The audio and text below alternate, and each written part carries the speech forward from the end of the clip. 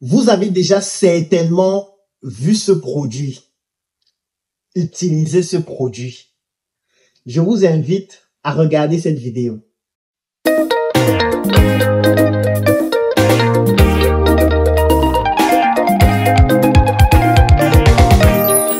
Bon François, bon François, bon François, ne changera pas, ça c'est vrai.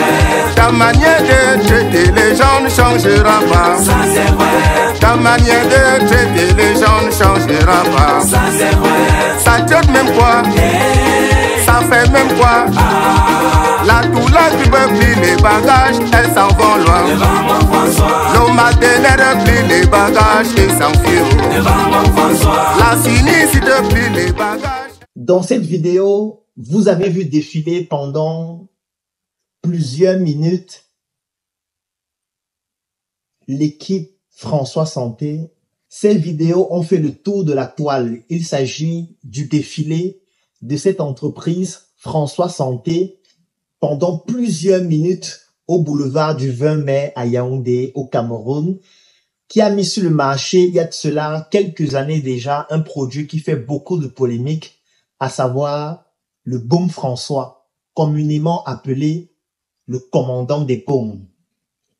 Plusieurs voix se sont levées pour soutenir le projet ou alors pour trouver qu'il s'agit d'une catastrophe sanitaire. Aujourd'hui, je voudrais prendre la parole pour donner mon avis modeste et je serai obligé de porter ma casquette de médecin pour pouvoir analyser cette actualité qui pour moi est très importante et qui peut constituer une jurisprudence pour les entrepreneurs dans le domaine de la santé ou même les entrepreneurs en général. Dans un premier temps, si j'étais un responsable dans ce pays, je devais décerner un prix en ce qui concerne le déploiement marketing et commercial aux promoteurs de cette entreprise que je voudrais saluer ici. Parce qu'il a réussi à apporter une approche originale et innovante dans la distribution de son produit. C'est une réalité que personne ne peut prétendre ignorer. On peut ne pas l'aimer, on peut ne pas aimer l'entreprise, on peut détester le produit, détester les approches. Mais les hommes mentent, les femmes mentent, mais les résultats ne mentent pas. Si vous vivez au Cameroun, vous connaissez forcément ce produit. Vous avez forcément vu un jeune se balader avec un baf, avec les chansons de ce produit, le t-shirt de ce produit, avec ce produit dans des carrefours, dans des marchés, partout. À un moment donné, je me posais la question, comment un Camerounais a réussi à faire en sorte que d'autres Camerounais se baladent dans la rue avec des baffes, de la musique, un t-shirt, des stocks de produits pour pouvoir les commercialiser, lorsque parfois dans nos entreprises, pour trouver des personnes qualifiées, pouvant travailler avec une certaine pression dans un bureau climatisé, avec un salaire à la fin du mois qui n'est pas négligeable, lorsque cela devient de plus en plus difficile, comment est-ce que lui, en termes de leadership et en termes de management, a réussi à le faire? C'est une prouesse. Le promoteur de François Santé, qui met sur le marché le baume François, doit en principe avoir des modules de formation dans nos universités pour pouvoir former nos étudiants et nos élèves en marketing, en stratégie commerciale, en déploiement d'un produit et même parfois en communication aussi. Donc sur le plan du management, sur le plan du leadership, sur le plan de la communication, sur le plan marketing, c'est un as de la vente. Ça ne fait pas de débat. En tout cas, moi, je le reconnais comme un as. J'apprends de ce qu'il fait. Je regarde ses vidéos, je regarde ses approches et je me dis, ce monsieur a apporté une approche innovante dans la façon de commercialiser un produit. C'est un fait que personne de sincère ne peut ignorer. Donc, je lui reconnais ce mérite exceptionnel qu'on ne pourrait pas aujourd'hui prétendre comme étant quelque chose qui n'a pas de valeur. Donc, bravo au promoteur de cette entreprise, François Santé. Bravo pour son approche innovante. Bravo pour sa capacité à pouvoir utiliser même la spiritualité et plus précisément la religion pour pouvoir mettre en action des fidèles autour d'une vision. Moi, j'apprécie tout ce qui est innovant, j'apprécie tout ce qui est original, j'apprécie tout ce qui sort des sentiers battus. Une fois que j'ai dit ça, je vais maintenant porter ma casquette de médecin et de professionnel de santé afin d'analyser parce que ce produit a été beaucoup critiqué. Parfois, beaucoup de personnes ne comprenaient pas pourquoi. D'autres disaient, on est en train de combattre le Made in Cameroun, combattre les initiatives locales. On est en train de combattre un monsieur qui se bat, qui emploie des jeunes. On est en train de combattre. Mais je pense que le grand public peut-être ne comprend pas bien le bien fondé de ce que les professionnels de santé en général, peut-être de manière plus spécifique les pharmaciens, mais cela ne concerne pas uniquement les pharmaciens, ça concerne tous les professionnels de santé. Quelle est la raison, selon moi, pour laquelle les professionnels de santé que nous sommes émettons une réserve concernant ce produit? J'ai déjà fini d'apprécier les stratégies marketing, les stratégies de communication, le déploiement commercial, la créativité, le leadership. C'est un fait. Maintenant, lorsqu'on vient sur le plan purement médical, thérapeutique, il faut savoir que ce type de produit correspond à une catégorie qu'on appelle des topiques locaux.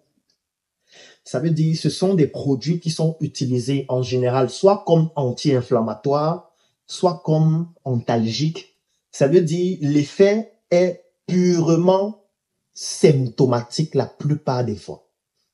Ça veut dire que vous pouvez avoir une entorse, vous pouvez avoir une piqûre d'insecte, vous pouvez avoir une congestion nasale, vous pouvez avoir un problème quelconque qui entraîne une douleur ou alors une inflammation et vous utilisez ce produit comme topique. Ça veut dire principalement au niveau de la peau, de manière locale, c'est-à-dire à l'endroit où se trouve soit cette douleur, soit cette inflammation, pour pouvoir réduire la douleur, pour pouvoir réduire l'inflammation. Voilà principalement le rôle de ce type de produit ou des produits similaires. Vous pouvez être victime d'une entorse, vous pouvez avoir été cogné par quelque chose qui a produit une douleur, une inflammation, et vous utilisez dans ce topique local qui peut avoir dans ce rôle antalgique, c'est-à-dire contre la douleur, ou anti-inflammatoire, c'est-à-dire contre une inflammation, parce que la plupart des fois, on retrouve à l'intérieur des huiles essentielles, parfois à base de menthol, d'eucalyptus, ainsi de suite. Voilà principalement les indications de ce type de produit. C'est la raison pour laquelle il est parfois indispensable de passer par un protocole de certification et effectuer donc des travaux de recherche qui parfois peuvent commencer en laboratoire, ensuite au niveau des animaux et enfin au niveau de l'homme pour pouvoir définir quelles sont les indications précises du produit et obtenir donc une autorisation de mise sur le marché dans une indication précise et avec tous les effets et surtout tous les critères qui permettent de l'utiliser et les critères dans lesquels il ne faudrait pas l'utiliser. C'est avec toutes ces études qu'on va donc confectionner ce qu'on appelle une notice d'usage du produit. Le problème qui se pose avec ce produit, c'est le fait qu'il est présenté comme un produit miracle, ce qui est tout à fait normal parce que dans les stratégies marketing utilisées, la religion et la spiritualité jouent des rôles assez importants.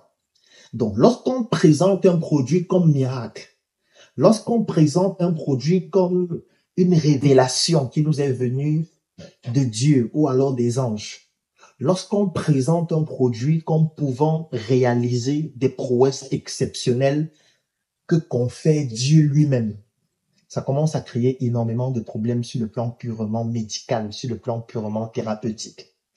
Parce que malheureusement, étant donné qu'il n'y a pas d'autorisation de mise sur le marché qui permet de circonscrire l'indication du produit afin qu'il soit utilisé dans un usage spécifique, ceux qui l'utilisent pensent que le produit a des vertus miraculeuses.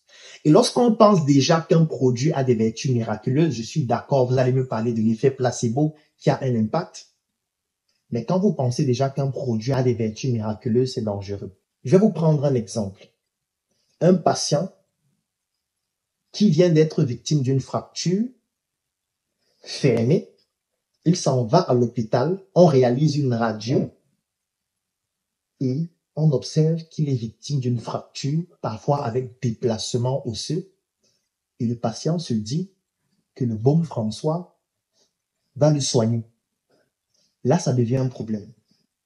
Le baume François peut aider à la prise en charge globale.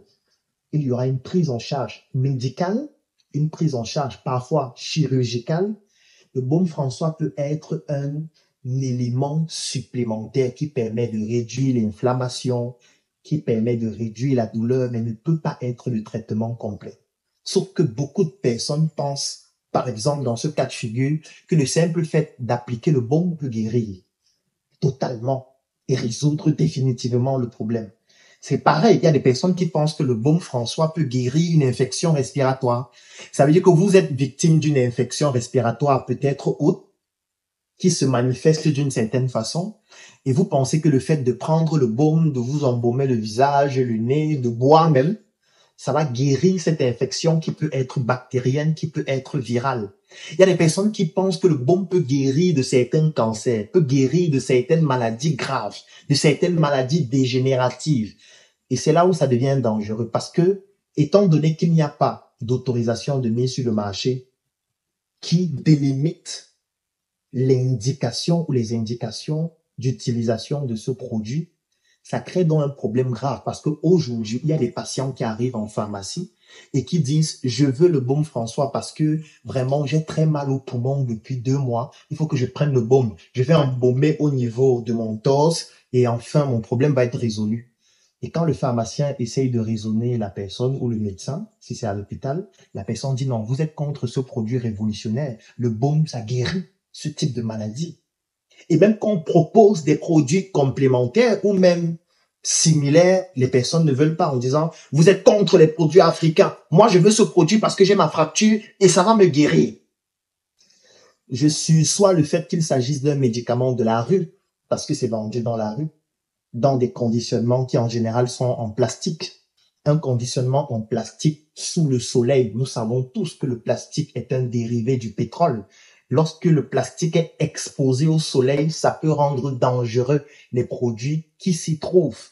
Donc, lorsqu'on vend un produit dans la rue, ça peut aussi entraîner des problèmes lorsque la conservation n'est pas prise en compte de manière optimale. Je ne veux pas aller trop en profondeur parce que la vidéo sera trop longue, mais voilà les principaux problèmes, à mon avis, que je trouve sur le plan purement médical, qui peuvent entraîner une certaine réticence des professionnels de santé par rapport à ce produit. Cela n'a rien à voir avec le fait de ne pas promouvoir les initiatives locales. Moi aussi, je suis un chef d'entreprise. Nous avons des produits que nous mettons sur le marché, mais il faut bien respecter la réglementation, surtout lorsqu'il s'agit d'un produit sur le plan médical, pour que les gens n'utilisent pas ce produit pour d'autres indications qui ne sont pas appropriées et que ça entraîne des catastrophes sanitaires imparables et que ça crée un précédent. Parce que d'autres personnes vont se dire, comme ça s'est fait avec ce produit, nous on va faire une gélule par exemple qui est aussi miraculeuse, qui permet de guérir tous les problèmes que vous avez dans le ventre. L'autre va dire, je vais faire une gélule miraculeuse qui permet de guérir les cancers par exemple du col de l'utérus. Il ne faudrait pas que ça donne une route ouverte en mettant l'expression médicament traditionnel amélioré pour pouvoir y mettre tout et donner l'impression que ça peut guérir de tout. Donc voilà mon avis concernant ce produit ou alors ce médicament, si les gens voudraient l'appeler ainsi, bien que ce ne soit pas effectivement le cas. Et on peut féliciter l'approche marketing, commerciale, mais sur le plan purement médical, je suis d'accord totalement avec les réticences des professionnels de santé et je pense que cet opérateur économique qui fait un travail exceptionnel pourrait mettre à jour ces aspects pour que son produit soit plus accepté. Parce que de toutes les manières, il s'agit de la santé de nos populations aussi. Donc moi, je félicite toutes les initiatives allant dans ce sens, mais la réglementation, elle est indispensable pour ne pas mettre en danger la santé de nos populations. Rendez-vous demain pour une nouvelle chronique.